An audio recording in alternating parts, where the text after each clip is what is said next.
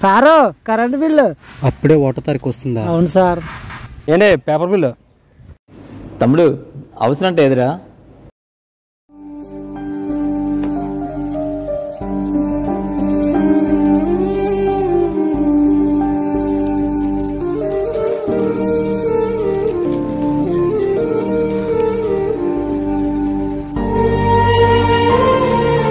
ఏం తమ్ముడు అదే పనిగా రూపాయిని చూస్తున్నావు, లెక్క తేలట్లేదేంటి?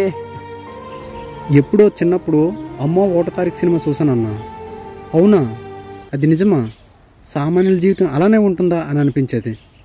కానీ ఇప్పుడు అర్థమవుతుందన్న, ఒకటో తారీఖు లెక్క తేల్చడం అంటే ఒకటో ఎక్కం చదివినంత ఈజీ కాదని.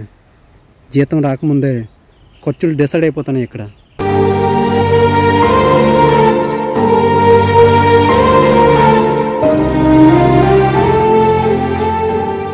మధ్యతరగతి మనుషులు బరువులు బాధ్యతలు ఎవరికీ కనిపించవు. అవి మోసేవాడికి మాత్రమే తెలుస్తుంది.